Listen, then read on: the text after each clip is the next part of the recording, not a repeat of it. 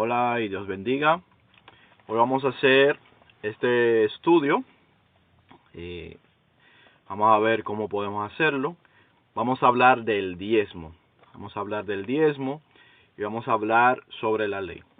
Hemos hecho ya unos 2 o 3 estudios en estos días hablando sobre los asuntos que tienen que ver con la ley, con el antiguo pacto y con el nuevo pacto. Y este tema del diezmo sería una especie de continuación de ese mismo asunto. Entonces, el diezmo, vivir bajo la ley. Y vamos a ver lo que dice aquí. Dice, nosotros vamos a estudiar el libro de Hebreos en el capítulo 7. Ahí vamos a empezar el estudio. Entonces, en el capítulo 7 de Hebreos nos habla de que hay un nuevo sacerdocio y por lo tanto hay una nueva ley. Es decir, que la ley del viejo pacto, la ley que fue la que le llamamos la ley de Moisés, ¿verdad?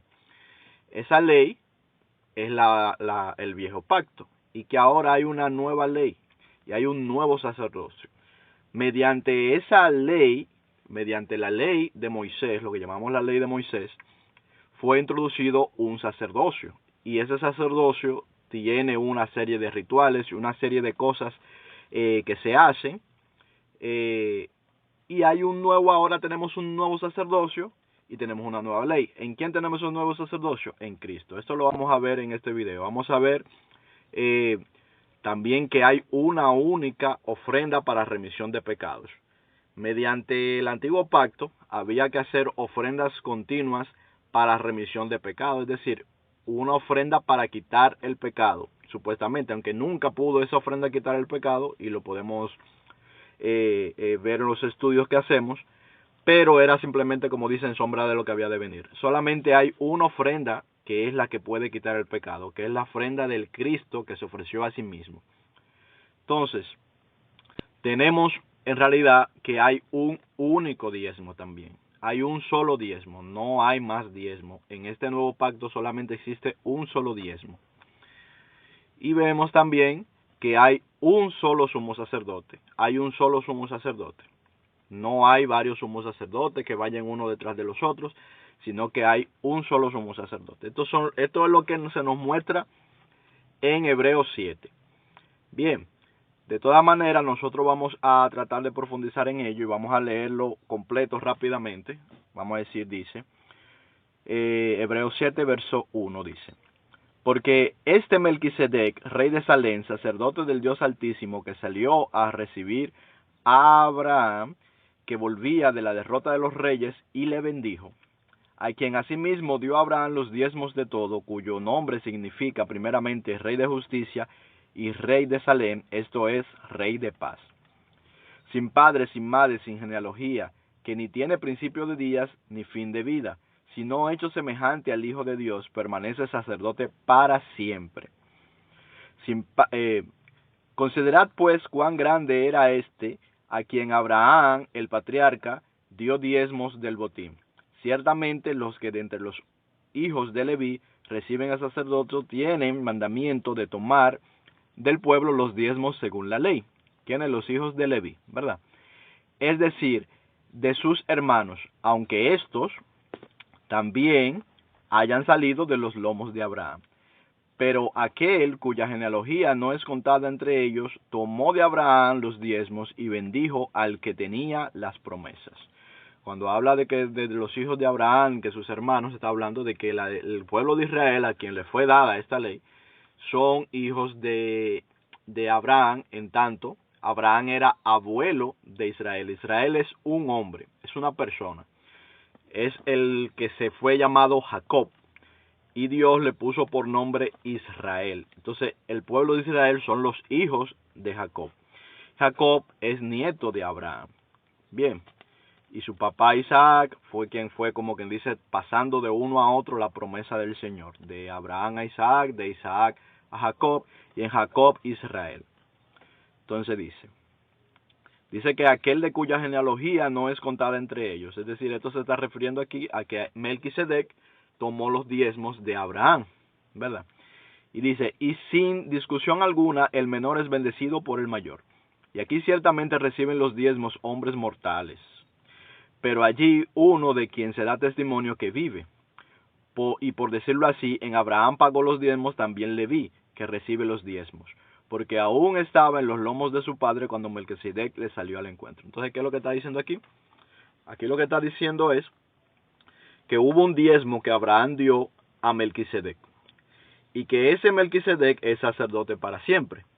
Y que Leví es uno de los hijos de Jacob, es una de las 12 tribus de Israel, que Leví también recibe, de alguna manera diezmó en los lomos de Abraham, es decir, en el lomo de su tatarabuelo, y está refiriendo a la tribu.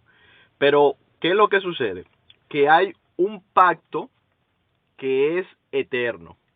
Este pacto de la ley que fue dada a los hijos de Israel, ese pacto que fue dado a los hijos de Israel mediante Moisés, ¿verdad? Ese pacto es solamente una sombra del pacto verdadero. Hay un pacto que es anterior, es un pacto de fe, es un pacto que es eterno. Y en ese pacto solamente hubo un diezmo, en realidad, que tiene que ver con ese pacto, que es el diezmo de Abraham cuando diezmó a Melquisedec. Entonces, ¿quién es Melquisedec? Ok, nosotros vamos a tratar de profundizar en esto en otro. Entonces vamos a ver el sacerdocio eterno. Hebreos 7, 1 al 3. Perdón, que tengo calor. Aquí donde estoy hace bastante calor. Vamos a abrir la puerta a ver si tenemos un poco de aire por lo menos. Vamos a ver lo que dice. Hebreos 7, 1 al 3 dice: porque este Melquisedec, rey de Salem, sacerdote del Dios Altísimo, que salió a recibir a Abraham cuando volvía de la derrota de los reyes y le bendijo, a quien asimismo dio a Abraham los diezmos de todo, cuyo nombre significa primeramente rey de justicia. Entonces vamos a ver, ¿quién es este Melquisedec? Nos dice aquí que es un rey de justicia, el rey de justicia. Y dice, y también rey de Salem, esto es rey de paz. Entonces, este Melquisedec era rey de justicia, o es, mejor dicho, rey de justicia, y es rey de paz. Luego Dios dice en el verso 3, sin padre, sin madre, sin genealogía. Ok, este Melquisedec es alguien que no tiene padre entre los hombres, se está refiriendo, es decir, no tiene padre, no tiene madre, no tiene una genealogía, es decir, Melquisedec no tiene padre y madre. Entonces, ¿cómo es que aparece este sacerdote? ¿Cómo que aparece esta persona? ¿De dónde sale esta persona? Que no tiene genealogía, no tiene padre ni madre entre los hombres, es decir, no tiene, lo que quiere decir es precisamente eso, que no tiene una genealogía, no viene de una familia de los hombres, sino que viene de otro lugar. Dice, que ni tiene principio de días ni fin de vida. Ok, aquí se complica un poquito más, porque ahora nos está diciendo que esta persona no tiene un día en que empezó a vivir, no existe, o sea, no nació, es decir, no, ni siquiera no que no nació, porque sí nació y lo vamos a ver ahora, pero no hay un día en que empezó a vivir, no hay un día en que empezó a vivir, sino que ha vivido desde siempre, ¿verdad? Y no tiene fin de vida, es decir, no muere. Esta persona, este Melquisedec, ni nace, perdón, sí nace, pero eso lo vamos a explicar después, ¿no? Vamos a tratar de no complicarnos. No tiene principio de día, o sea, no aparece un día como el principio. Es decir, esta es una persona que es eterna, no sempiterna. Es decir, sempiterno es algo que comienza en un momento, pero que no tiene fin. Por ejemplo, nosotros vamos a estar con el Señor por un tiempo sempiterno. Nosotros comenzaremos a estar con Él en un momento y a partir de ese momento en adelante no habrá fin, ¿verdad? Entonces es sempiterno. Lo sempiterno empieza en un punto de la historia, empieza en un punto del tiempo, pero nunca termina. Sin embargo, lo verdaderamente eterno no tiene principio ni tiene fin. Entonces, ya nosotros vemos aquí bastantes pistas de quién es este al que se le llama Melquisedec. Fíjate, rey de justicia, rey de paz, eterno. Es alguien que es eterno, que no tiene genealogía entre los hombres, sino que es eterno. Entonces dice, seguimos leyendo en el verso 3, dice, sino hecho semejante al Hijo de Dios, permanece sacerdote para siempre. Y esto es lo importante. El sacerdocio de Melquisedec es un sacerdocio eterno, que permanece para siempre. En este caso, su sacerdocio en cuanto al pacto con los hombres es sempiterno el sacerdocio en cuanto al pacto con los hombres. ¿Por qué? Porque este pacto comienza en un momento, pero no tiene fin. Y este pacto es anterior, nosotros le llamamos nuevo pacto, ¿verdad? Pero sí, porque la base de su fundamento está en Cristo. Es lo que sucede. O sea, este pacto de este sacerdocio, la base de su fundamento está en Cristo. Y Cristo vino y murió hace 2000 años. Aproximadamente, no exactamente, pero casi 2000 años. Entonces, pero en realidad este pacto aplica al tiempo anterior, porque vemos que en este pacto en realidad es en el que fue dada, es el pacto que le llamamos el pacto de fe, que es el pacto en el que entró realmente Abraham. Es decir, el pacto, la ley que fue dada a los hijos de Israel por medio de Moisés, no es el pacto definitivo, sino que fue una ley que fue entregada a un pueblo, al pueblo de Israel, pero ni siquiera es el primer pacto en realidad. Nosotros le llamamos el antiguo pacto, pero ni siquiera es el primero. Porque aunque Cristo, el pacto de fe es en Cristo, que vino 2000 años después de esos acontecimientos, 1400 y pico de años, 1400 y pico de años después de esos acontecimientos, vemos que Abraham en realidad entró en este pacto 2000 años antes de Cristo. Pero no solo Abraham, sino que Noé también entró en este pacto mucho antes todavía. Sino que vemos también que incluso personas como Abel, como Enoc, entraron en este pacto mucho antes. Es decir, que este pacto tiene una aplicación más allá del momento en el que sucedió lo que hace que ratifique este pacto. Este pacto es ratificado en la cruz. En la cruz, con Cristo en la cruz, es ratificado este pacto. Pero tiene aplicación desde Adán. Tiene aplicación durante toda la existencia de la humanidad. Esto es algo que es de los misterios que tenemos que irlo entendiendo. Entonces, pero este pacto, por eso Abraham da el diezmo a un sumo sacerdote, que es un sumo sacerdote para siempre, ¿verdad?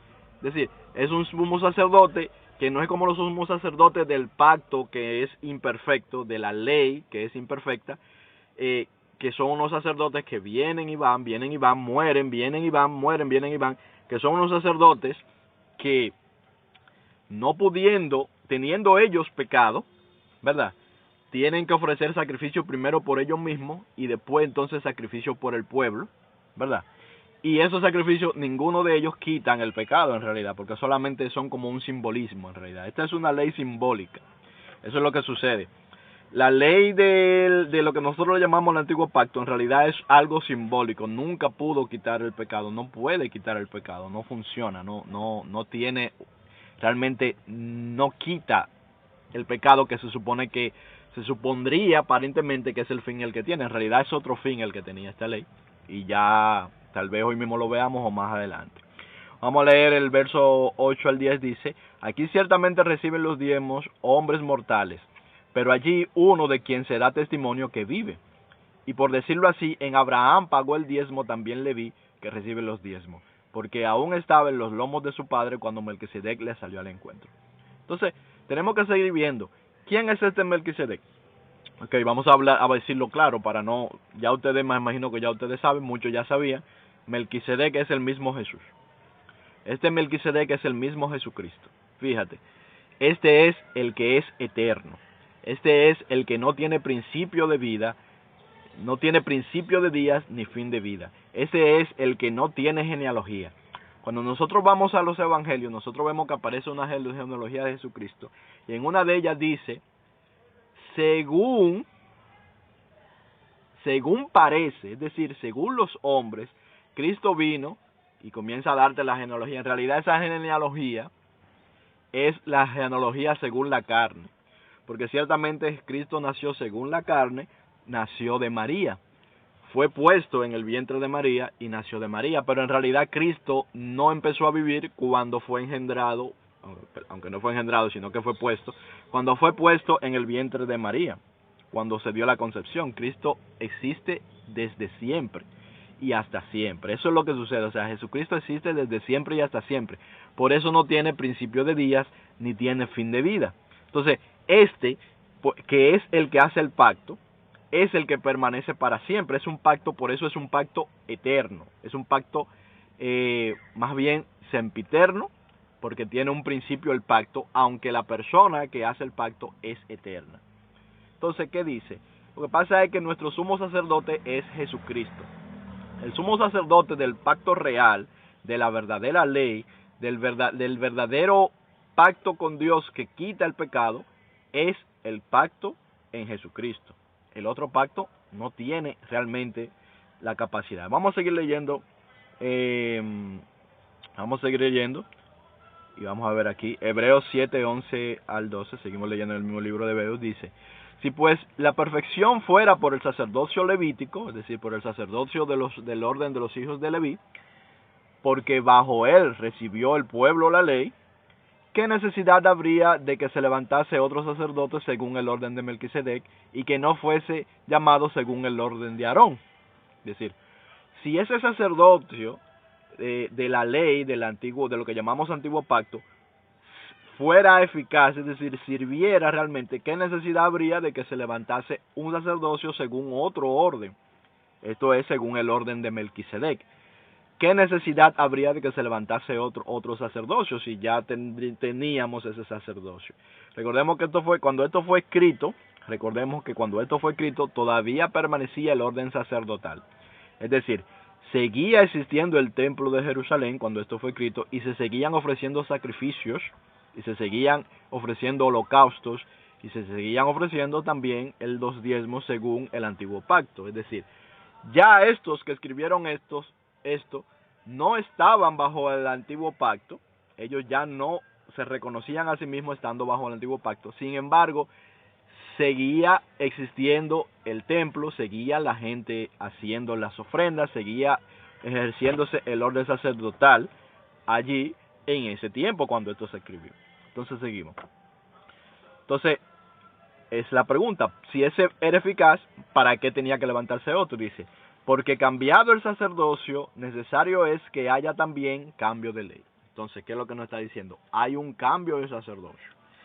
Esta carta está escrita a los hebreos, es decir, esta carta está escrita precisamente a los israelitas, a los que conservaban este pacto, a los que llevaban esta ley, porque esta ley fue dada al pueblo de Israel, específicamente al pueblo de Israel. Entonces, esta carta está escrita justamente a ellos, a los de la iglesia, a los que se convirtieron a Dios, a los que se convirtieron a Jesús, a los que entraron en el nuevo pacto, a los que reconocieron que el antiguo pacto, a los que se supone debían de reconocer que el antiguo pacto no tenía ninguna utilidad en realidad ya para ellos. Ver esto, es a ellos a lo que se le dice esto. Entonces, a quienes se le está escribiendo esto son precisamente las personas de entre lo de la iglesia que más conocen lo que es el antiguo pacto, lo que es el pacto, la ley de Moisés. Bien, entonces, ¿qué le dice a ellos? Señores, es necesario que haya un cambio de ley. Hubo un cambio de ley, hay un cambio de ley porque hay un nuevo sacerdocio, es lo que le está diciendo. Entonces dice, vamos a poner la cámara un poco más para acá, seguimos leyendo. Dice, Hebreos 7, 26 al 28, saltamos al verso 26-28, dice, porque tal sumo sacerdote nos convenía, santo, inocente, sin mancha, apartado de los pecadores, hecho más sublime que los cielos. Es decir, los sacerdotes que estaban en el mundo tenían pecado y ellos ofrecían sacrificio por sí mismos y luego por el pueblo. Pero ahora a nosotros se nos es dado un sacerdote que es santo, que es limpio, ¿verdad? Que no tiene ninguna relación con el pecado, que es hecho más sublime que los mismos cielos. ¿Quién es ese sacerdote? Jesucristo es el sacerdote. Pero ¿qué sucede? El sacerdote tiene que ofrecer algo para la purificación de los pecados. Tiene que ofrecer una víctima. Y esa víctima que el sacerdote ofrece tiene que ser una víctima que esté limpia, sin mancha. En realidad, Los corderos, los bueyes y todo eso no podían quitar el pecado, para empezar porque no eran limpios en realidad. Eso era solamente un simbolismo. ¿Por qué? Era solamente algo aparente. Porque tú ves, por ejemplo, la oveja, y tú la ves limpia, la señal de que estaba limpia era que no tuviera mancha, que estuviera totalmente sin ninguna mancha en su pelaje o en su cuerpo, que estuviera bonita, que estuviera gordita. Entonces eso es solamente una apariencia. El verdadero cordero que no tiene mancha es el mismo Jesucristo. Entonces, ¿qué es lo que Jesucristo hace? Jesucristo se constituye en un nuevo sacerdocio, en el sacerdocio que de verdad quita el pecado, no aquello que era solamente como un simbolismo de lo que venía, es como, por eso se dice sombra de lo que había de venir, es un simbolismo del verdadero pacto. Solamente aquello era eso, un simbolismo, es decir, los sacrificios de animales solamente eran un símbolo, no la verdad, la realidad. La realidad de lo que quita el pecado es el sacrificio que hace el sumo sacerdote Jesucristo, que se entrega a sí mismo en sacrificio vivo, es decir, que entrega ese cuerpo que nunca pecó, que de verdad es sin mancha, lo pone, por eso él dice, yo soy quien lo pongo, yo pongo mi vida, ¿verdad? Y yo la vuelvo a tomar porque tengo poder para ponerla y para tomarla. Entonces, él es que pone su vida para que los pecadores, ¿verdad? Entonces, lo lleven a la muerte, y él entonces perdonar a los que le llevaron a la muerte, y él expiar los pecados en sí mismos, llevar los pecados de todos los pecadores, pagar la culpa de todos los pecadores, para que los pecadores tengan la oportunidad de no sufrir la segunda muerte. La segunda muerte, Cristo nos salva es de la segunda muerte, o sea, la salvación en Cristo ahora es de la segunda muerte, pero también es lo que nos acerca al Señor. O sea, la única forma de ir a Dios es a través de Cristo. Cristo no es un Dios aparte, Cristo es el mismo Dios que se manifestó en la carne. Eso es lo que Cristo, Dios manifestado en la carne, puesto en un cuerpo, habitando en un tabernáculo que es el cuerpo, ofreciendo ese cuerpo como sacrificio vivo, ¿verdad? Sin mancha, sin relación por el pecado, para entonces Él a nosotros perdonarnos. Esto es lo que es simplemente un sistema mediante el cual Dios, ¿verdad?, poniéndose en un cuerpo humano y apartando ese cuerpo humano de toda mancha, dejándolo sin ningún tipo de pecado, ofrece ese cuerpo sin pecado en sacrificio por nosotros, pero sabiendo que Él lo puede volver a levantar. Entonces vuelve y lo levanta, y entonces a través de eso nos salva. ¿Cómo? Claro, siempre voluntariamente. Si tú quieres salvarte, acepta a Jesucristo y serás salvo tú y tu casa, dice la palabra. Entonces dice, vamos a ver lo que sigue diciendo 27, que no tiene necesidad cada día. Esto es importante. Este nuevo sumo sacerdote no tiene necesidad cada día. ¿Por qué? Porque hay que entender algo.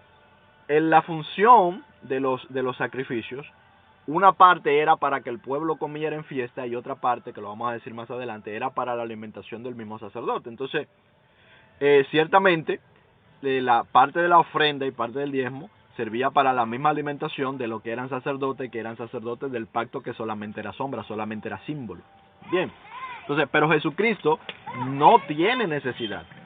Entonces Jesucristo no necesita que nosotros vayamos a llevarle una ofrenda o que le vayamos a llevar un diezmo a Él. ¿Se entiende? Y esto lo vamos a ver más adelante en este estudio. No te vayas, sigue viendo para que veas cómo que funciona esto.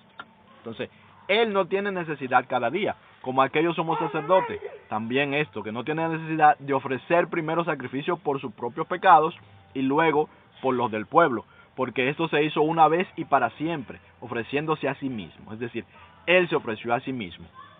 Y no tiene que haber otro sacrificio, ya no se necesita ningún otro sacrificio, ya el sacrificio fue hecho en Jesucristo, y ese es el único sacrificio que vale. No se necesita más sacrificio. Entonces dice, porque la ley constituye somos sacerdotes a débiles hombres, pero la palabra del juramento posterior a la ley, al Hijo hecho perfecto para siempre. Bien, este es un sacrificio perfecto que perdura para siempre. Ahora vamos a hablar del antiguo pacto y vamos a hablar del diezmo en el antiguo pacto, porque esto es importante. Porque ¿qué sucede? Realmente el diezmo, como se practica hoy en muchas de las congregaciones, no es como se practicaba en el antiguo pacto. Y lo que yo quiero dejarte claro aquí, voy a ser claro en este punto, antes de continuar, es que realmente en el nuevo pacto no hay que diezmar. En el nuevo pacto no es necesario que se den diezmos. Bien, no es parte de la ley. No es que no se pueda hacer, pero no es parte del nuevo pacto. Eso es parte del pacto antiguo. Ahora, en el antiguo pacto, la forma como se diezmaba no es la forma como en la mayoría de las congregaciones donde se diezma se hace hoy. O sea, es decir, lo que vamos a ver ahora es cómo el diezmo que se enseña hoy ni tiene nada que ver con el nuevo pacto, ni está relacionado con el antiguo pacto tampoco. Es decir, no es parte ni del antiguo pacto ni del nuevo pacto. Vamos a ver el antiguo pacto. Mira cómo era el diezmo y dice. Vamos a leer el Deuteronomio capítulo 14, 22 al 29 dice. Indefectiblemente diezmarás todo el producto del grano que rendiese tu campo cada año. Okay. Entonces, lo primero que vemos aquí es que el diezmo se hacía en aquellos tiempos cada año. Es decir, esta es la ley que nos detalla aquí en Deuteronomio. Diezmarás del producto, o sea, del grano y etcétera, de tu tierra, cada año. Eso es lo primero que vemos aquí. Cada año. Seguimos viendo y dice. Y comerás delante de Jehová tu Dios en el lugar en el que él escogiere para poner allí su nombre. El diezmo de tu grano, de tu vino, de tu aceite, de las primicias de tus manadas y de tus ganados, para que aprendas a temer a Jehová tu Dios todos los días. Entonces, aquí vemos otra cosa. El diezmo se ofrecía una vez al año y se ofrecía en el lugar donde Jehová había puesto su nombre. ¿Dónde? Donde estaba el tabernáculo y donde estaba el arca del pacto. En ese lugar era donde se llevaba el diezmo. Esta es la forma como se hacía el diezmo en el antiguo pacto, el diezmo anual. Bien, entonces, pregunta, ¿dónde está el tabernáculo? No hay tabernáculo, no hay templo, ¿verdad? Ese templo que era sombra de lo que había de venir, no está. Y ese tabernáculo que era sombra de lo que había de venir, y esa arca del pacto que era sombra de lo que había de venir, no está tampoco. ¿Cuál es el tabernáculo hoy en día? El tabernáculo es Jesús. Ese es el verdadero tabernáculo. Aquello solamente era una especie de simbolismo, ¿verdad? Era solo un símbolo.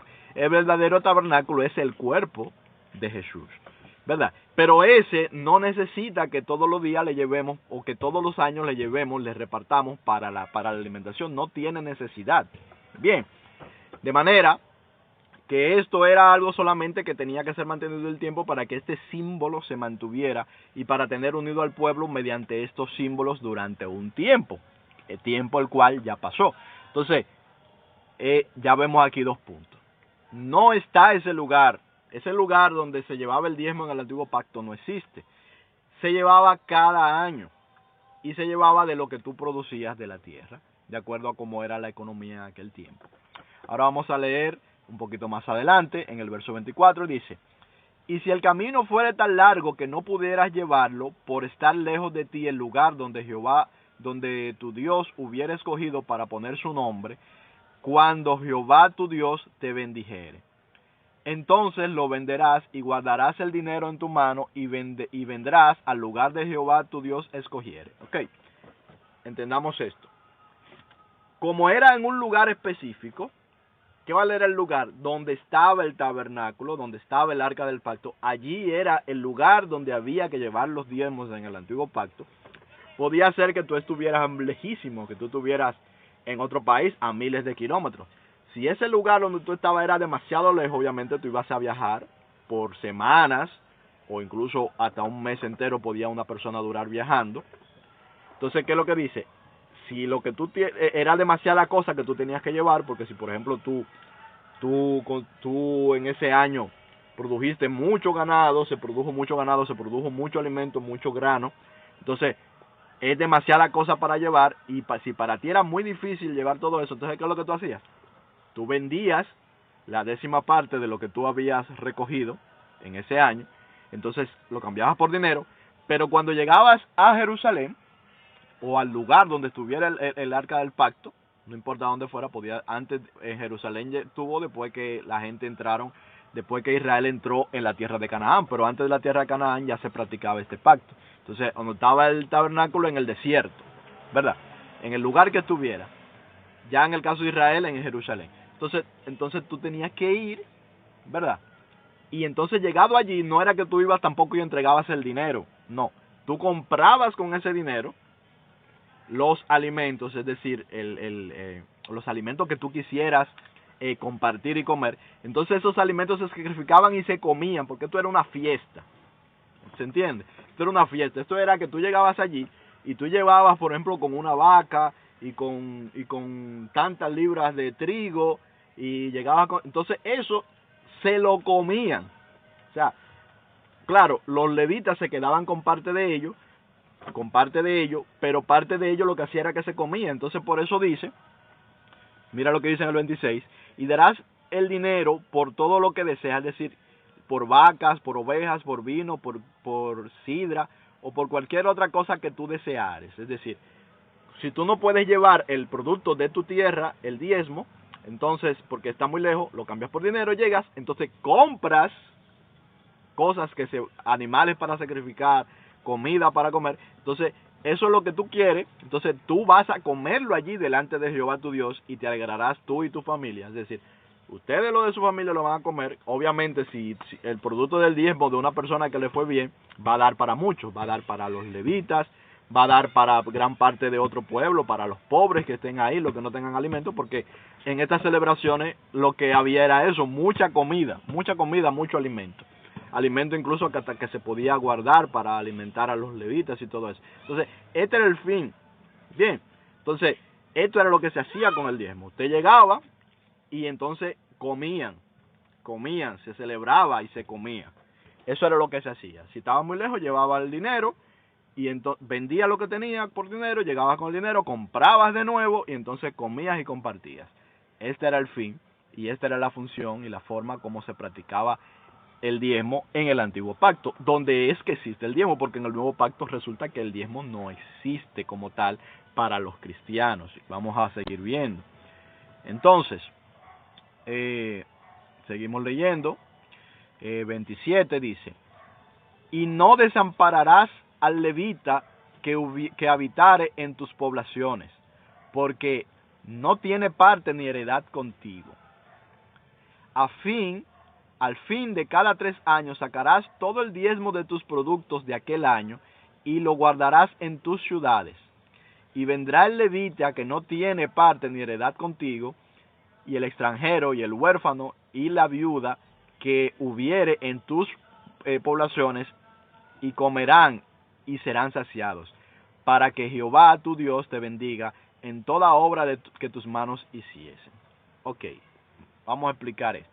Lo que sucede es que la ley lo que decía era, tú por ejemplo formaste tu familia, el primer año vas y llevas el diezmo y se come y se comparte allí en el lugar donde estuviera el nombre de Jehová, donde tuviera el arca del pacto.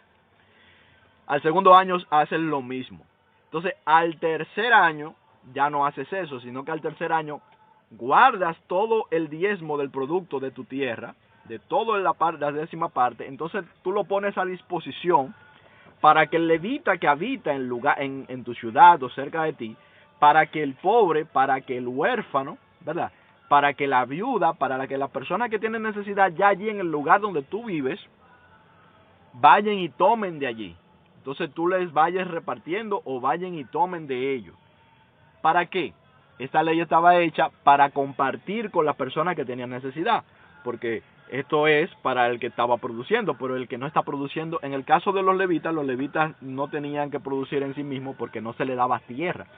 Y la forma como se producía en aquel tiempo era tú tener una tierra, ya sea para tener ganados o para tener sembradíos, para tener alimento o vides o lo que sea que tú sembraras o los animales que criaras.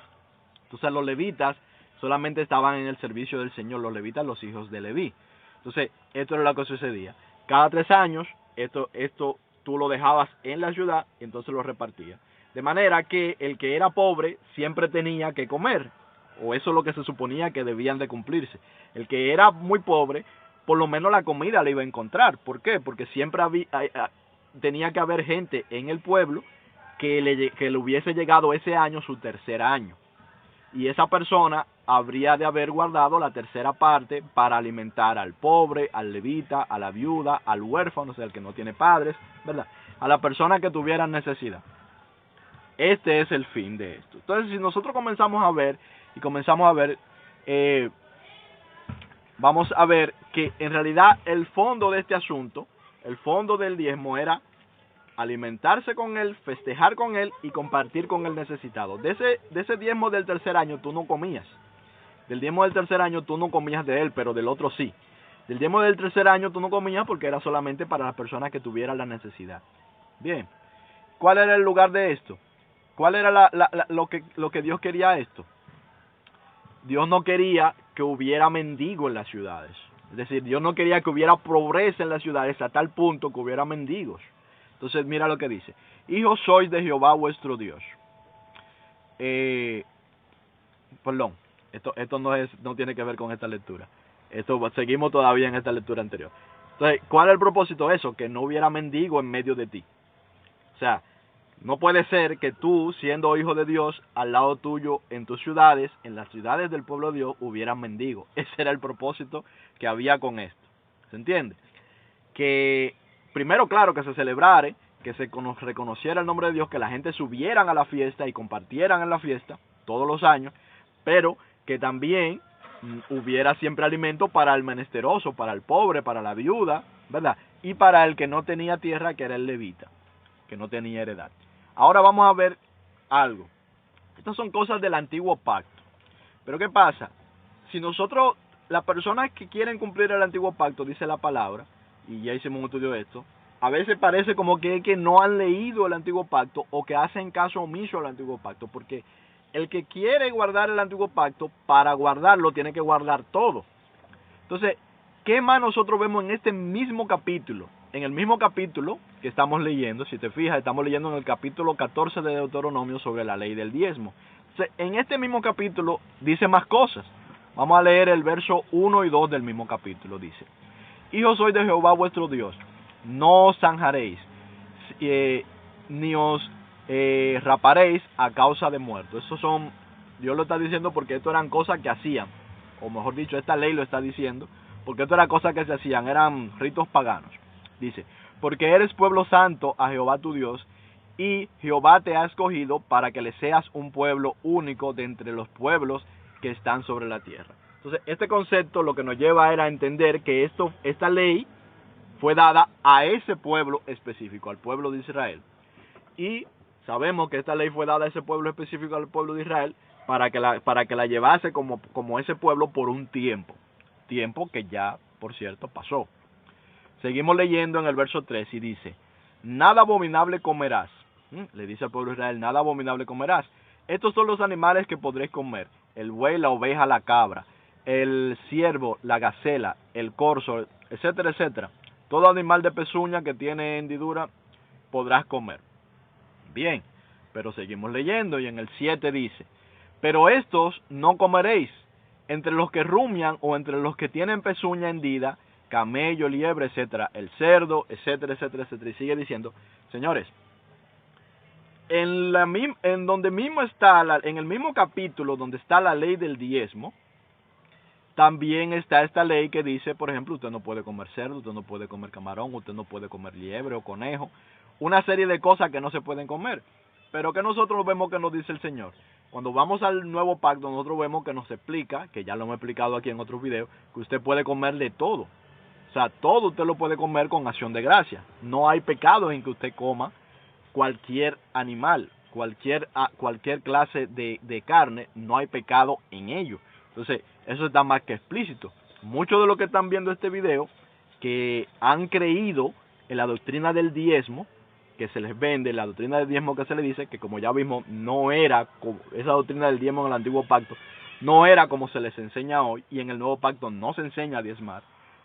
Entonces, aún así, muchos de ellos están bien convencidos, muchos de ustedes están bien convencidos ya, de que en realidad usted no tiene que guardar esta ley de que tiene que comer, pero esto está en el mismo capítulo de Deuteronomio también, esto también es parte del antiguo pacto.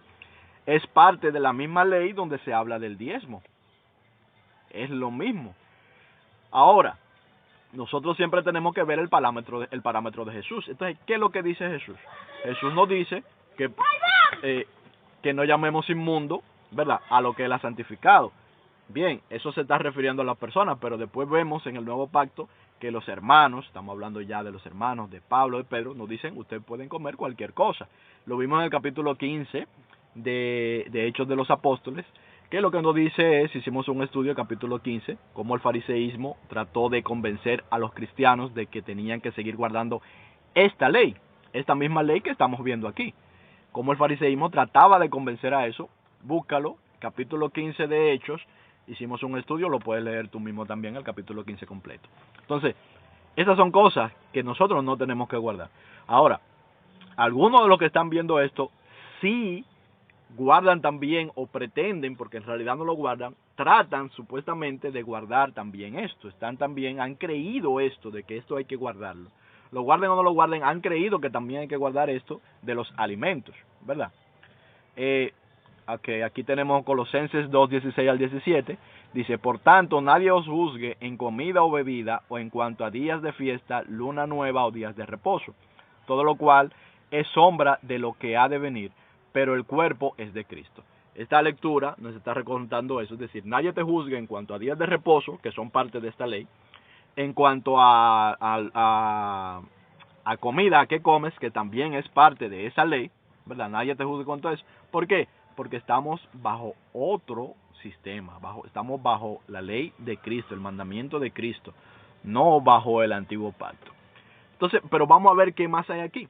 Vamos a ver, terminando el capítulo 14 de Deuteronomio, vamos al capítulo 15, y dice lo siguiente: cada 7 años harás remisión. ¿Qué es lo que dice aquí en este mandamiento? Lo que dice es que cada 7 años hay que perdonar todas las deudas a todo el que te debe. Es decir, que si una persona te debe dinero, te debe lo que sea, toda la deuda hay que perdonarla al 7º año. El espíritu de la ley es precisamente, mira cuál es el espíritu de la ley. La ley son una serie de ordenanzas que tienen un espíritu detrás. El espíritu, que es lo que es la verdad. Hay una verdad oculta detrás. ¿Cuál es la verdad? La verdad es lo que dijo Jesús, porque ¿qué dice Jesús? A todo el que te debe algo, perdónale sus deudas. O sea, todo el que te debe algo, perdónale sus deudas. A todo el que ha pecado contra ti, también perdónale el pecado. Sin embargo, en esta ley, que era sombra de lo que había de venir, que nos dice que cada 7 años perdonemos todas las deudas a todos los que nos deben. Entonces, si una persona quiere guardar la ley, también tiene que guardar esto. Entonces, cada 7 años, el que le debe de perdonarle todo, ¿verdad? Por eso Pablo dice que el que guarda la ley tiene que guardarla toda. Pero, ¿qué nosotros tenemos en el nuevo pacto? Nosotros tenemos algo mejor todavía. Y es que nos dice, en Mateo 6, 11 al 12, por ejemplo, Jesucristo nos dice: el pan nuestro de cada día, dánoslo hoy, y perdona nuestras deudas, como también nosotros perdonamos a nuestros deudores. Bien, entonces, en el pacto de Jesucristo, en la ley de Jesucristo, en el mandamiento de Jesucristo, esto sí está. Hay cosas que Jesucristo no nos manda de aquí, pero hay cosas que sí, pero nos la manda de otra manera, de una manera más auténtica. Por ejemplo, no nos dice, perdona cada 7 años la deuda, nos dice, perdona las deudas a todos. O sea, todo el que te deba y no te pueda pagar, perdónale la deuda. Todo el que te debe y no te puede pagar, perdónale la deuda. Eso es lo que nos manda Jesucristo. Bien, entonces esto es más válido, porque fíjate, Jesucristo no nos está mandando, en el nuevo pacto no se nos manda a diezmar. Sin embargo, sí no se nos manda a perdonar todas las deudas. Fíjate en esto. Entonces, yo sé que algunos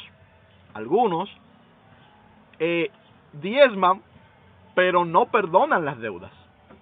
Algunos diezman, pero no están dispuestos a perdonar cualquier deuda. Entonces Jesús nos dice, perdona todas las deudas, pero sin embargo Él no nos ha dicho que tenemos que diezmar. Fíjate qué curioso, fijémonos qué curioso. Entonces el espíritu de la ley, mira como dice aquí en el verso 4, dice: para que así no haya mendigo en medio de ti, porque Jehová te bendecirá con abundancia de la tierra que Jehová tu Dios te da por heredad para que la tomes por posesión. Recordemos, el espíritu de esta ley, a pesar de que era sombra solamente lo que había venido, el espíritu de la ley era que la gente compartiera y que no hubiera mendigos, que no hubiera gente que tuviera necesidad al punto de que no pudiera comer en las ciudades. El pueblo no cumplió nada de esto, por eso las ciudades estaban llenas de mendigos, porque la gente ni diezmaba realmente como estaba escrito en la ley, ni ofrendaba como estaba escrito en la ley, ni practicaba la misericordia, que era realmente el espíritu de la ley, ni perdonaban las deudas, que era realmente lo que mandaba la ley, ni guardaban nada de esto de realmente como estaba, porque la ley solamente lo que iba era esto. Este era el propósito de la ley, era realmente mostrar el pecado, mostrar que el hombre, ¿verdad?, de alguna manera, llevando el nombre supuestamente de Jehová, y algunos sí que lo llevaban, ¿verdad?, aún así el hombre no es capaz de cumplir la ley. Es incumplible para el hombre no puede cumplir esta ley. Esta ley lo que hace es que muestra que tú no la puedes cumplir. Esto es lo que hace esta ley, muestra que tú no la puedes cumplir. Entonces seguimos leyendo y seguimos avanzando, y vamos a leer ahora cómo se da en el Nuevo Testamento, porque a todo esto, ciertamente, todas estas leyes del Antiguo Pacto, nosotros tenemos que ponerlas de lado y irnos al mandamiento de Jesús. Pero en el mandamiento de Jesús también se nos manda a dar. Pero se nos manda a dar de una manera diferente. Bien, en el pacto que nosotros estamos, en el pacto de salvación, todo es por gracia, todo es voluntariamente, todo es porque tú quieres, es decir, porque es puesto en tu corazón. Todo procede de amor. Todo lo que procede de amor son cosas del nuevo pacto. Entonces, ¿qué es lo que nos dice aquí? Dice lo siguiente. Mateo 25, 35 al 40, palabras de Jesús, dice: porque tuve hambre y me diste de comer, tuve sed y me diste de beber, fui forastero y me recogiste, estuve desnudo y me cubriste, enfermo y me visitaste, en la cárcel y vinisteis a mí. Entonces los justos, le responderán diciendo: Señor, ¿cuándo te vimos hambriento y te sustentamos, o sediento y te dimos de comer? Entonces aquí Jesús nos está dando una parábola sobre un señor que les dice esto, es decir, ven, entra en el gozo de tu Señor, porque cuando yo tenía hambre tú me diste de comer, cuando yo no tenía ropa tú me diste ropa, me vestiste, cuando yo fui forastero me recogiste, cuando me viste desnudo me cubriste, ¿verdad? En vez de burlarte de mí, lo que hiciste me cubriste y me vestiste. Cuando estuve en la cárcel viniste y me visitaste, cuando estaba enfermo fuiste a ver cómo estaba, ¿verdad? A mí, dice el Señor, es decir, tú lo hiciste a mí. Entonces, ¿cómo nosotros ofrecemos ofrenda al Señor? ¿Cómo nosotros damos en el nuevo pacto? ¿Cómo se ofrenda en el nuevo pacto? ¿Cuál es la ofrenda que recibe este nuevo sumo sacerdote? Porque entendamos, tenemos un nuevo sumo sacerdote, que es el sumo sacerdote que realmente quita el pecado. Entonces, ¿cómo se le da ofrenda? Primero, no se puede dar ofrenda a este nuevo sacerdote para remisión de pecado. No hay ofrenda para remisión de pecado porque ya hubo una sola y única ofrenda para remisión de pecado, que fue la que él puso. Entonces, nosotros no ofrendamos para que Dios haga algo. Eso es lo primero. Es decir, no se da ofrenda para que Dios haga algo o nos haga algo. Porque ya lo que Dios iba a hacer, darnos la salvación, darnos la vida, ya Él lo hizo. Bien, entonces la ofrenda es una ofrenda que puede ser, por ejemplo, de agradecimiento. No para que Dios haga algo, sino porque ya Dios lo hizo. ¿Se entiende? Entonces, la ofrenda no es, vuelvo y repito, para que Dios haga algo, porque Dios no es un Dios pagano. El Dios pagano, tú le das una ofrenda, entonces Él hace algo por ti. O Él te bendice o no te maldice. No. La ofrenda a Dios no es para que Dios haga algo. La ofrenda a Dios es agradecimiento al Dios que todo nos lo dio. Todo lo que somos nos lo dio, y al Dios que nos ha dado la salvación. Pero, ¿qué pasa? Que ese sumo sacerdote no tiene necesidad de nada. ¿Se entiende? Es decir, ese sumo sacerdote no tiene necesidad de que le demos comida, de que le demos bebida, de que lo visitemos en la cárcel. No tiene necesidad de nada porque Él es el mismo Dios. Entonces, si Dios es nuestro sumo sacerdote, ¿qué nosotros podemos hacer para ofrecerle una ofrenda a Dios? Nada podemos hacer. Ahora, ¿qué Él nos está diciendo aquí? Que Él acepta una ofrenda, no a Él, sino la ofrenda que hacemos a los demás, a los que tienen la necesidad.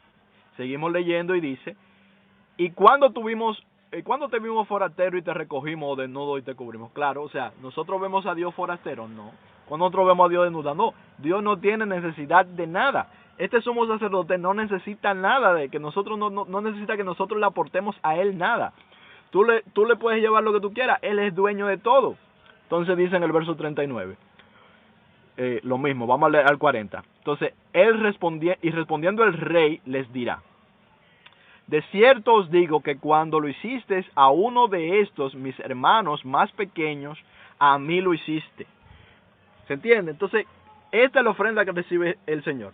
La ofrenda que recibe el Señor es cuando tú y cuando yo compartimos los unos con los otros para las necesidades de los unos y los otros. Esa es la ofrenda que recibe Dios.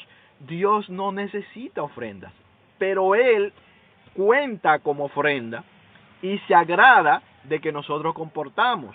Eso es lo que sucede. De que cuando nosotros vemos a la persona que tiene necesidad, no volteamos la cara. Teniendo algo que le podamos ofrecer, le ofrezcamos de lo que podemos y tenemos en la mano por ofrecer. Esa es la ofrenda que agrada a Dios. Entonces Él dice: cuando tú cuando tú visitaste al que estaba preso, al que hizo algo malo y lo metieron preso porque hizo algo malo, y tú lo conoces y tú vas y lo visitas aún así, tú me visitaste a mí, dice Jesucristo. Y esa es la ofrenda que tú me estás dando. Cuando tú le viste al que estaba en vicios de drogas, ¿verdad? Y él mismo se metió en su cuestión de su vicio de droga. Entonces, en vez de tú decir eso que yo estoy diciendo ahora, porque lo estoy diciendo a propósito, en vez de tú decir, bueno, él lo que quiere es para su droga, él lo que quiere es para que si yo qué, él se está buscando eso, tú vas y le tiendes la mano, y le pones un pan en la mano, o le pones cualquier ayuda en su mano. Entonces, ahí el Señor dice: a mí lo hiciste. A mí lo hiciste. ¿Pero por qué? Porque siendo Dios un sumo sacerdote que no tiene necesidad de nada, siendo que Él es Padre de todos, siendo que nosotros todos somos sus criaturas, sus hijos, llámala como tú quieras, de lo que Él se agrada es de que nosotros nos llevemos bien los unos con los otros, de que nosotros nos amemos los unos a los otros, de que nosotros amemos al que nos hace bien y al que nos hace mal, porque Él está puesto y Él ha dado su vida y Él ha pagado, ¿verdad?, por el que hace bien y el que hace mal. Él ha pagado por todos, por lo tanto todos estamos al mismo nivel. Y estando nosotros todos al mismo nivel, Él lo que quiere es que nosotros nos ayudemos los unos a los otros, que nos asistamos los unos a los otros, que nos demos servicio los unos a los otros, que nos alimentemos los unos a los otros. Eso es lo que Dios quiere, y eso es lo que a Él le agrada. Y por eso es que Él dice entonces, cuando tú haces eso, es como lo que lo has hecho a mí. ¿Por qué? Porque me has agradado haciéndole un bien a aquel que es mío, aquel a quien yo creé, a que yo puse cerca de ti para que tú le ayudaras. Ahí es que Él se agrada. Vamos a seguir leyendo, y dice 2 Corintios 9, 7 al 9. Cada uno dé como propuso en su corazón, no con tristeza ni por necesidad, porque Dios ama al dador alegre. Es decir, el que da como propuso en su corazón, no una cantidad, no de que usted tiene que dar el 10%, usted tiene que dar el 20%, no. Usted va a dar como usted propuso en su corazón. Si usted propuso en su corazón, como la viuda pobre, que propuso en su corazón dar el 100% de lo que tenía, usted da el 100% de lo que tenía, de lo que usted tiene. Si usted se le ha propuesto en su corazón, el Señor ha puesto en su corazón dar el 2% de lo que usted ha conseguido, pues eso es lo que usted tiene que dar y délo con gozo. Si el Señor ha propuesto en su corazón dar el 0.05%, eso es lo que usted tiene que dar. Si el 50% de eso.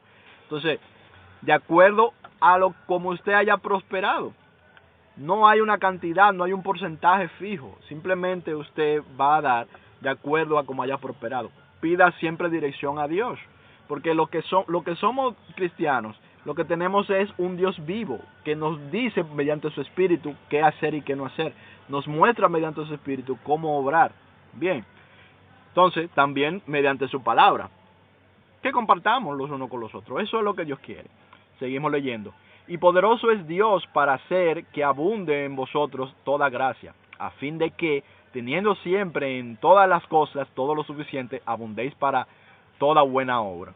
Como está escrito, repartió, dio a los pobres, su justicia permanece para siempre. Es decir, que ciertamente sí, la persona que parte y comparte, como dice, bueno, a todos Dios nos ha puesto algo en la mano. La persona que menos tiene, aparentemente, a esa persona Dios le ha puesto algo en la mano, aunque sea un pan. Y si ese pan tú tienes y solo tienes un pan, por ejemplo, si tú eres un mendigo y solamente tienes un pan, probablemente hay otro mendigo que estaría muy contento con un pedazo de ese pan que tú tienes, que para algo le serviría. Entonces, si eso es lo poquito que tú tienes, de eso poquito que tú tienes es que tú tienes que compartir. ¿Se entiende? Si tú tienes mucho, bueno, pues obviamente, seguramente el Señor te estará pidiendo también que des mucho. Si tú tienes poco, el Señor te estará pidiendo que des de lo poco que tienes algo, que lo compartas con alguien.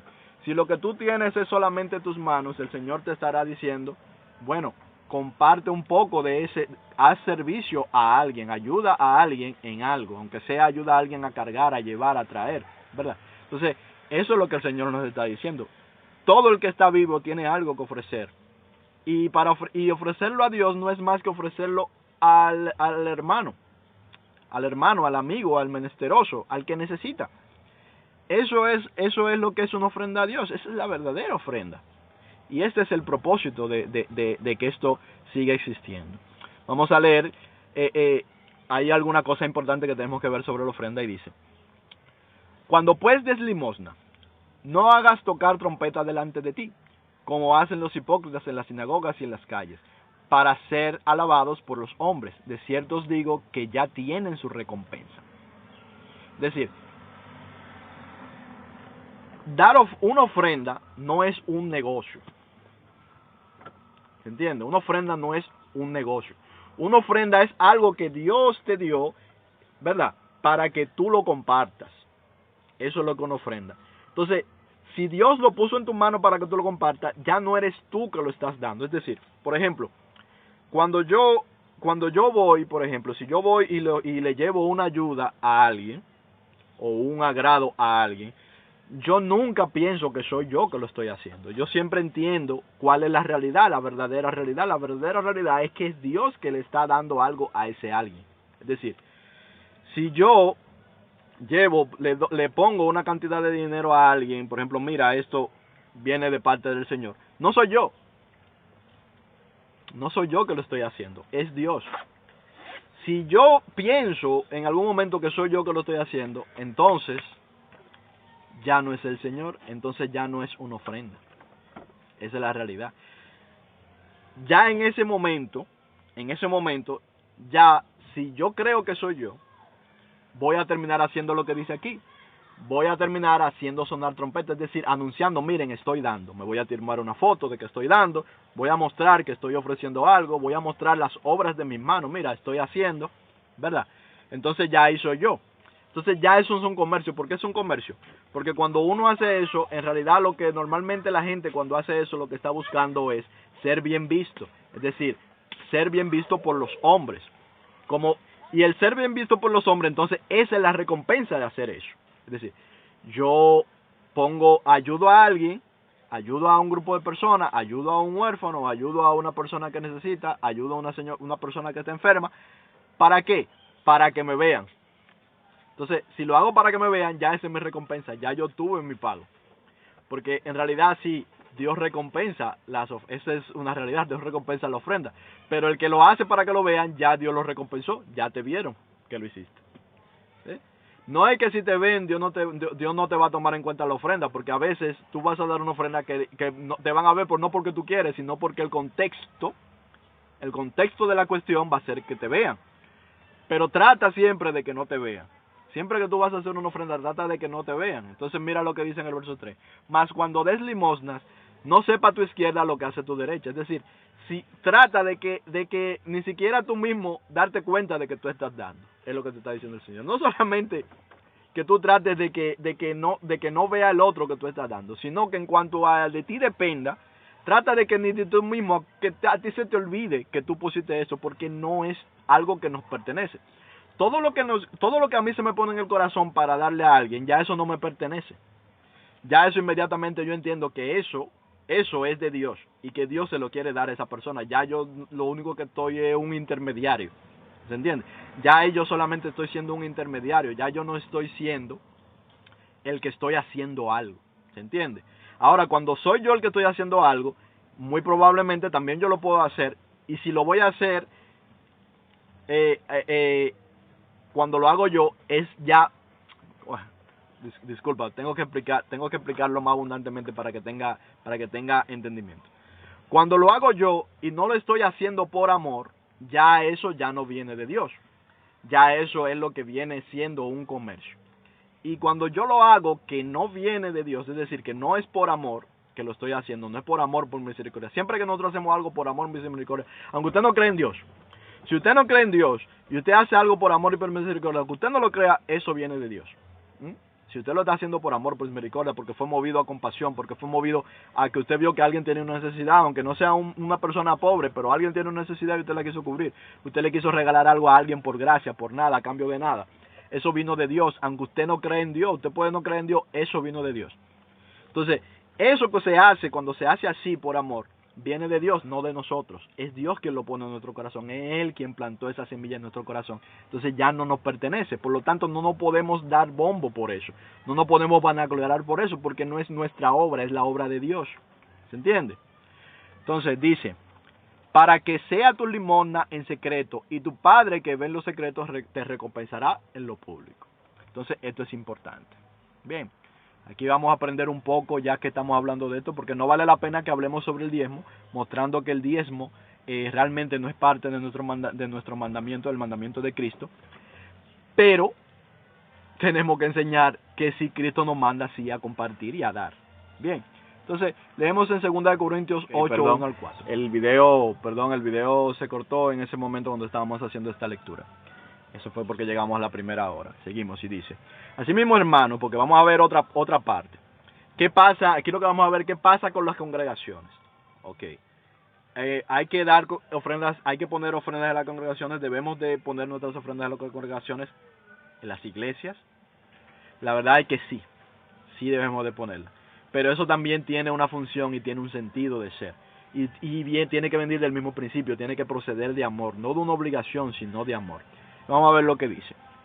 2 Corintios 8, 1 al 4 dice, asimismo, hermanos, os hacemos saber la gracia de Dios que se ha dado a las iglesias de Macedonia.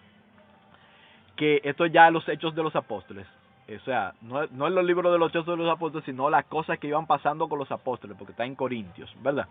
En la carta de Corintios, pero son los hechos que suceden a los apóstoles. Y vamos a ver una relación que tiene esto con el libro de Hechos de los Apóstoles, lo que estamos leyendo. Es decir, en la iglesia, lo que llamamos la iglesia primitiva, la iglesia del primer siglo, que está mostrando cómo se hace el evangelio, cómo es el evangelio de Cristo. Y dice, el verso 2, que en grande prueba de tribulación, la abundancia de su gozo y su profunda pureza abundaron en riquezas de su generosidad.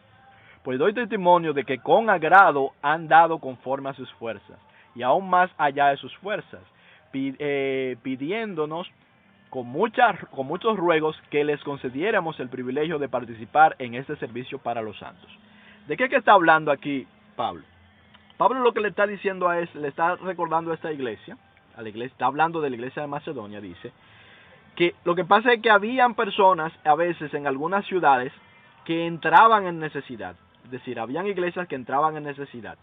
Entonces, ¿qué pasaba? Que las iglesias que tenían más recursos económicos, digámoslo así, ¿qué hacían? Que mandaban por medio de los apóstoles o de misioneros ayuda a las iglesias que tenían menos recursos, a las iglesias que estaban en lugares donde en algún momento podía haber gran necesidad. ¿Se entiende? Entonces, ellos lo que están diciendo es, fíjate, estoy agradado en el Señor de cómo ustedes nos rogaron que ustedes querían, ¿verdad? Incluso más allá de sus fuerzas, incluso más allá de sus capacidades, ustedes quisieron aportar para los que tenían necesidad. Es decir, nosotros somos testigos, le está diciendo de esto, de que ustedes nos rogaron porque ustedes querían aportar para lo que tenían necesidad de entre los santos. Los santos son la gente de la iglesia, nosotros, la gente que hemos creído en Cristo, esos son los santos a lo que se refiere. Bien, entonces, es decir, había una colaboración en la iglesia. Nosotros vemos cuando se formó la iglesia, mucha gente, por ejemplo, vendían cosas, las traían y las repartían para que fueran repartidas entre los que tenían necesidad dentro de la iglesia. Entonces, así es como funciona el evangelio. Entonces, vemos aquí un ejemplo de lo que de por qué venían estas cosas. Hechos 11, 27 al 30 dice: en aquellos días unos profetas descendieron de Jerusalén a Antioquía, y levantándose uno de ellos, llamado Ágabo, daba a entender por el Espíritu que vendría una gran hambre en toda la tierra habitada, la cual sucedió en tiempos de Claudio. Es decir, aquí se levantó un profeta en medio de la iglesia, ¿verdad? Y él dio a entender que vendría un hambre. O sea, el profeta mostró que venía un hambre, lo mostró de parte del Señor en aquella tierra donde estaban, ¿verdad? Entonces, efectivamente esto se cumplió después. Es decir, esto que profetizó este señor, ciertamente se cumplió. Pero ¿qué sucedió cuando vino esta profecía? Vamos a ver lo que dice en el verso 29. Entonces los discípulos, cada uno conforme a lo que tenía, la posibilidad que tenía, determinaron enviar socorro a los hermanos que habitaban en Judea, lo cual en efecto hicieron, enviando a los ancianos por medio de Bernabé y de Saulo. Es decir, llegada esta profecía de que vendría un hambre, ¿qué hicieron los hermanos? Los hermanos que estaban en los lugares, que estaban en una mejor situación, recogieron ofrendas, ¿verdad?, de amor, para no dejar desfallecer a los que estaban en las tierras donde había hambre, que era lo que estábamos viendo en la lectura pasada. Entonces sí, en la iglesia se recogen ofrendas, pero ¿cuál es el principal fin de la ofrenda? El principal fin de la ofrenda, que esto es lo que tenemos que entender, es la ayuda, el sostenimiento. En las iglesias, el principal fin de tu ofrenda debe de ser ayudar al que necesita. Es el principal fin de la iglesia. Pero luego, sostener a los que también, decir, por ejemplo, yo trabajo. Ciertamente, a mí, yo predico la palabra, la predico mayormente por aquí por internet. Yo para lo que estoy haciendo no necesito un edificio, ¿verdad? Ni nada de eso, por lo tanto, yo no requiero un montón. Tal vez sí requiera, por ejemplo, algunos ciertos equipos, pero con lo que Dios me ha dado, con lo poco equipo que tengo, con eso estoy haciendo el trabajo. No es un trabajo de lujo, no es una cosa de lujo, pero el mensaje sí viene de Dios y es un mensaje valioso. O sea, decir, para yo dar este mensaje no necesito una gran parafernalia. Por lo tanto, yo no necesito realmente, por lo menos hasta ahora no he necesitado, tal vez sí un poco, pero no he dejado de hacerlo por no tener un gran equipo, por no tener un estudio y eso y esto y lo otro. Entonces, este trabajo que estamos haciendo lo podemos hacer. Sin embargo, yo tengo, por ejemplo, amigos que ellos reciben ofrendas para repartir. O sea, yo tengo amigos que, por ejemplo, si el Señor nos permite un día mandarle, por ejemplo, 500, 1000 para repartir, ellos lo que hacen es que agarran y ponen más y van y lo reparten a gente que necesita, ¿verdad? Entonces, la iglesia tiene que cumplir esta función. Esta función la iglesia tiene que cumplirla. Si vamos a recoger ofrendas, el primer destino de la ofrenda tiene que ser para ayudar a los que necesitan. Ese es el primer destino de la ofrenda. En la Biblia nos enseña, en el Nuevo Testamento, que primero debemos de repartir entre los que necesitan de dentro de la misma iglesia, ¿verdad? Luego, entonces, entre los que necesitan de fuera de la iglesia. Tú personalmente, las personas que tú tienes, tu prójimo, las que tú tienes cerca que puedan necesitar, de lo que Dios te da, saca algo para ayudar a los que necesitan. También de lo que otros hermanos te puedan dar, porque a veces hay hermanos que a ti te dan, ¿verdad? Te regalan. Entonces de eso también tú puedes sacar una parte para darle a otra persona que necesita también más que tú. O sea, una persona que tiene más necesidad que tú. Entonces, eso es lo que nosotros tenemos que hacer. Entonces el principal objetivo de la ofrenda es la ayuda, no los edificios. Entonces, ¿quiere decir eso que no se puede invertir, por ejemplo, en cosas como edificios, en cosas como equipamiento? No quiere decir eso. Se puede invertir ofrendas en eso, porque también eso tiene una utilidad, ¿verdad? Entonces, la primera misión de la iglesia es predicar el evangelio. Esa es la primera misión de la iglesia. La primera misión de la iglesia es esa, predicar el evangelio. ¿Qué sucede? Que para predicar el evangelio muchas veces no se necesitan tantos recursos, aunque sí se necesitan. Entonces, hay una parte de los recursos que tienen que destinarse a eso, a los templos, es decir, a los edificios, aunque el templo es nuestro cuerpo, pero a los edificios, sí, lo que necesitan, hay congregaciones, la mayoría de las congregaciones necesitan eso. Yo digo, yo mismo, por ejemplo, ahora mismo no necesito ese tipo de cosas para lo que estoy haciendo, para el ministerio que estoy ejerciendo, pero tengo que reconocer que hay ministerios que sí lo necesitan. Entonces, esos ministerios que sí lo necesitan, obviamente, tiene que haber una ofrenda para eso, o sea, para la forma como se hace, como se obra el ministerio, porque tienen reuniones con gran cantidad de gente, tienen lugares para eso, donde se llevan gente también no creyente que van a recibir una palabra, con ciertas mínimas comodidades. Eso es totalmente legítimo, siempre y cuando primero se atienda a lo primero, que es las necesidades. Primer destino de la ofrenda, las necesidades de la gente, las necesidades, la comida, el alimento, lo que necesite la gente, ese es el primer destino. Segundo destino, este tipo de cosas, aunque en realidad sería el tercero, el segundo destino son las misiones. Vamos a poner aquí un hincapié. El segundo destino son las misiones, porque es la predicación, es decir, a veces hay personas que, por ejemplo, van a ir a un pueblo, van a ir a un lugar a predicar y a veces no tienen los recursos. Tienen la palabra, pero no tienen el recurso para ir. Entonces vamos a ofrecer ofrendas, parte de las ofrendas vamos a utilizarlas para ello, para que esa persona que tiene que ir a predicar a tal y cual lugar, o que tiene que ir a, como ha pasado, que hay personas que han sido enviados como misioneros a fundar iglesias en lugares donde no se ha predicado nunca el evangelio, o donde se ha predicado muy poco. Bueno, pues esas personas necesitan recursos. Y no es que, por ejemplo, nosotros, si nos toca a nosotros ser misioneros, no es que no trabajemos, trabaja. Si a ti te toca ser misionero y tienes el tiempo de hacerlo, es bueno que tú trabajes para no ser carga para la iglesia. Nosotros siempre tenemos que tratar de no ser carga a la iglesia. Eso es algo que nosotros tenemos que tenerlo claro. El apóstol Pablo nos da el ejemplo de ello. Y él nos dice, no es que yo no pueda recibir ofrenda de ustedes, de hecho ustedes me ofrendan, ¿verdad? Sino que yo trato de no ser carga. Entonces, en lo que sea posible a nosotros tenemos que tratar de no ser carga.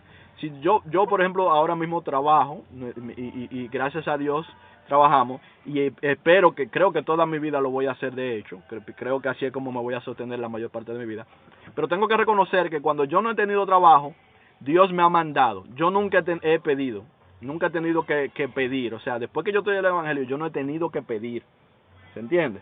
Sino que siempre que, cuando cuando mi trabajo me ha dado para yo vivir, yo he vivido de mi trabajo, el Señor me ha dado, siempre ha sido el Señor que me ha dado lo que necesito.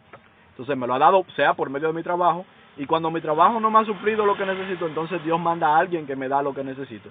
En realidad yo nunca he tenido que salir, por ejemplo, hasta ahora, por ejemplo, no es que no lo pueda hacer, no es que no lo pueda hacer si se da la necesidad, si se da la necesidad lo haría, pero hasta ahora siempre cuando he tenido necesidad, que por ejemplo mi trabajo no me está dando para cubrir o no tengo trabajo, Dios mismo ha mandado gente que me ha puesto lo que yo necesito, siempre ha sido así. Sin ir más lejos, el año pasado nosotros tuvimos meses sin trabajar y a nosotros, a nuestra casa llegaron las cosas que nosotros necesitábamos y nosotros pedirlas, simplemente el Señor las trajo. Bien, por medio de diferentes personas, muchas personas diferentes que Dios le puso en su corazón el ayudarnos, ¿verdad? Entonces nosotros lo recibimos como de parte de esa persona y como de parte del Señor también, como de parte de Dios. Entonces, volviendo a la cuestión de la iglesia, es la cuestión de las prioridades. Eso es algo que yo lo quería hace mucho llamar la atención, las prioridades. Se necesita a veces dinero, sí, y se necesita bienes y recursos para los que hacen misiones. Y luego entonces para las edificaciones, para esas cosas, porque hay muchas cosas que nosotros podemos hacer. Las ofrendas no son para lujos. Las ofrendas no son para lujos, no pueden ser para lujos. No pueden ser para lujos a menos que usted esté en un lugar donde no hay ninguna necesidad, ni siquiera ahí yo creo, porque siempre va a haber otro lugar donde va a haber necesidad. Entonces, si usted necesita construir una edificación, ¿verdad? Que sea porque ya usted está supliendo las necesidades de la iglesia, de la misma gente de la iglesia y de algunos que no son de la iglesia. Entonces vamos a hacer eso y vamos a construirlo, ¿verdad? Si bien, se construye y todo lo que haga, pero no puede ser que eso sea la prioridad de las ofrendas. Hay algunos casos en que sí, y todo hay que decirlo. Por ejemplo, hay ministerios que se levantan que son para atender a los huérfanos. Entonces, un ministerio que se levanta y que tiene la vocación de atender a los huérfanos o a las viudas, sobre todo a los huérfanos, ¿verdad? ¿Dónde va a atender a los huérfanos si no tiene un orfanatorio? Entonces, claro, ahí ese tipo de ministerio tiene que tener un centro muy bien puesto en construir, en sus principios. ¿Por qué? La mayoría de las ofrendas van a ser para construir al principio, porque lo primero que necesitan es construir el orfanatorio. Entonces, el punto es el principio. ¿Mm? No estoy tratando de crear una doctrina de la ofrenda rígida. ¿Mm? No es una doctrina rígida sobre cómo se tienen que usar la ofrenda. Lo que tenemos que atender es al principio de la ofrenda. El principio de la ofrenda es el compartir. Ese es el principio. Si para compartir hay que construir edificios, construye edificios. Si para compartir tienes que poner un equipo y alquilar equipos de sonido, que nosotros también alguna vez lo hemos tenido que hacer con amigos y todo eso para hacer campañas evangelísticas, porque lo primero que hay que compartir es la palabra, pues se hace. Pero si para compartir lo que tú tienes que ir a la esquina donde el tal que necesita y ponerle algo en la mano, pues entonces eso también es lo que hay que hacer. Entonces, el principio de la ofrenda es el compartir. Nosotros vamos a compartir la palabra y para las necesidades. Ese es el principio de la ofrenda, compartir. Porque eso viene de Dios para que nosotros lo compartamos con los demás. Dios lo que quiere es que nos amemos los unos a los otros. Eso es lo que Dios quiere, que nos amemos los unos a los otros. Esa es la ofrenda a Jehová, amarnos los unos a los otros, con nuestro servicio, con nuestros bienes, con nuestras actitudes, con el perdón los unos por los otros, etcétera, etcétera, etcétera. Entonces, ese es el mensaje de todo esto. Yo les llamo a que seamos libres de la ley y que entremos en un sistema, en el sistema de Jesús, que es el sistema de la misericordia. Misericordia y amor para todos, para el bueno, para el que parece bueno, para el que parece malo, para el que parece justo, para el que parece injusto. Misericordia, amor y perdón, y el tratarnos bien los unos a los otros, el amarnos los unos a los otros de todas las formas posibles. Ese es el mandamiento de Jesucristo. Nada de leyes rígidas y de todo ese tipo de cosas que la gente se inventa muchas veces, la doctrina que se inventan y que en muchas otras ocasiones simplemente son malos entendidos. Hay muchas personas que están viendo esto, que simplemente han entendido esto mal, la mayoría. La mayoría simplemente ha entendido esto mal y de verdad ha creído todo lo que alguien le ha dicho en algún momento y lo han reproducido. Entonces no es que viene de ellos, sino que fue lo que le enseñaron y lo han reproducido. Entonces probablemente tú, que si eres pastor, a ti te enseñaron así y así tú lo has reproducido. Te voy a decir algo. Dice la palabra que de una misma boca no puede salir bendición y maldición, ¿verdad? De la boca de Dios nunca va a salir maldición. Eso de que Dios maldice a la gente, eso es mentira. Eso es una mentira del diablo. Dios no maldice. Bien, si nosotros vamos al libro de Malaquías, por ejemplo, en el capítulo 2, nosotros vamos a ver que dice que Dios maldice. Eso podrá estar escrito en el libro de Malaquías, podrá haberlo escrito Malaquías, pero tú ves el verso 10, tú te vas a dar cuenta que no es Jehová que está hablando, si te vas al verso 10 de ese mismo capítulo, porque dice nosotros, ¿verdad? Hay el mismo, lo que escribieron, ellos mismos se cosa. Esto es un poco fuerte lo que estoy diciendo, pero lo voy a decir como quiera, no me importa. La verdad es lo que dijo Cristo. Y lo que dijo Jesucristo no fue eso de que Él maldice, sino bendice a lo que te maldice. Hazle bien a lo que te hacen mal, ¿verdad? Para que seas como tu Padre, que hace salir su sol y hace llover su lluvia sobre los justos y sobre los injustos por igual. Dios nunca maldice. Nunca maldice. Dios no maldice. Dios solo bendice. Los pensamientos de Dios siempre son de continuo el bien para ti y para mí. Siempre. Dios ni siquiera condena.